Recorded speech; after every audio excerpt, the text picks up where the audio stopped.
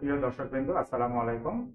দেশ এবং দেশের বাইরে থেকে যারা আজকের ভিডিওটি দেখছেন সবাইকে আন্তরিক প্রীতি এবং শুভেচ্ছা জানাচ্ছি। আজকের ভিডিওটি খুব ছোট কিন্তু মাছ চাষীদের জন্য অত্যন্ত গুরুত্বপূর্ণ একটি ভিডিও। প্রত্যেকটি প্রাণীর জীবন ধারণের জন্য অক্সিজেন অপরিহার্য। মাছ পানি হতে দ্রবীভূত অক্সিজেন গ্রহণ করে জীবন ধারণ করে। কোনো কারণে পানিতে দ্রবীভূত অক্সিজেনের পরিমাণ কমে গেলে মাছের বৃদ্ধি কমে যায় এবং মাত্রাতিরিক্ত অক্সিজেন ঘাটতিতে মাছ মারা যায়। কোন ধরনের পুকুরে প্রায় অক্সিজেন ঘাটতি দেখা দেয় সেটি যদি আমাদের জানা থাকে, তাহলে চাষের জন্য পুকুর নির্বাচনের ক্ষেত্রে তথা মাছ চাষের ক্ষেত্রে আমরা অন্যদের তুলনায় অনেকাংশে এগিয়ে থাকি। ভিডিওটি শেষ পর্যন্ত দেখলে আপনারা সহজেই বুঝতে পারবেন কোন পুকুরগুলোতে চাষকালীন সময়ে অক্সিজেন ঘাটতি দেখা দিতে পারে। তো চলুন জেনে নেই কোন ধরনের পুকুরে প্রায় অক্সিজেন ঘাটতি দেখা দিতে পারে। কিছু কিছু পুকুর আছে যে পুকুরগুলোতে প্রায় অক্সিজেন ঘাটতি দেখা দিতে পারে।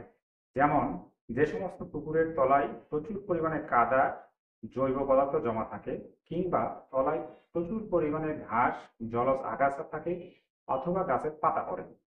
এগুলো পচানোর জন্য পানি হতে অক্সিজেন গ্রহণ করে, ফলে ওই পুকুরগুলোতে প্রায় অক্সিজেন ঘাটতি দেখা দিতে পারে।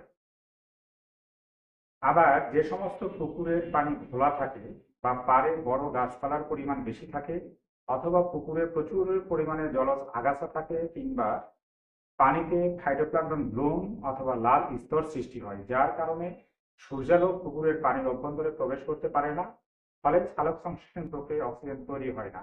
আবার এগুলো মারা গেলে পচন ক্রিয়ার জন্য পানি হতে দ্রবীভূত অক্সিজেন গ্রহণ করে, ফলে ওই পুকুরগুলোতে মারাত্মক অক্সিজেন ঘাটতি দেখা দিতে পারে। যে সমস্ত পুকুরে মাছের মজুদ ঘনত্ব বেশি থাকে, অথবা পানিতে প্রচুর পরিমাণে জুপ্লাঙ্কটন বা সুজি পোকা, ব্যাঙ্গাসি, শামুক অথবা অন্যান্য প্রাণী থাকে, যারা তাদের শ্বসন প্রক্রিয়ার জন্য পানি হতে অক্সিজেন গ্রহণ করে, ফলে ওই পুকুরগুলোতে মাঝে মাঝে অক্সিজেন ঘাটতি দেখা দেয়। আবার যে সমস্ত পুকুরের পাড় অত্যধিক উঁচু, সে সমস্ত পুকুরের উঁচু পাড়ের জন্য বাতাস সহজে পানির সংস্পর্শে আসতে পারে না, ফলে অক্সিজেন স্বল্পতা দেখা দিতে পারে।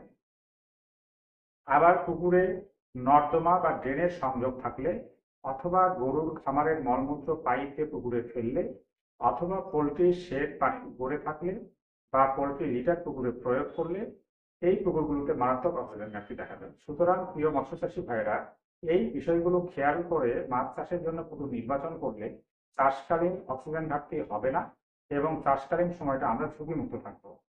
আশা করি ভিডিওটি থেকে আপনারা উপকৃত হয়েছেন। ভিডিওটি যদি আপনাদের ভালো লাগে তাহলে লাইক দিন, চ্যানেলটিকে সাবস্ক্রাইব করুন এবং পাশে থাকা বেল আইকনটি চাপুন। ভিডিওটি বেশি বেশি শেয়ার করুন। আপনাদের কোনো প্রশ্ন বা জিজ্ঞাসা থাকলে কমেন্ট বক্সে লিখে জানান। সবাই ভালো থাকুন, সুস্থ থাকুন এই প্রত্যাশায় আজকে আমি বিদায় নিচ্ছি।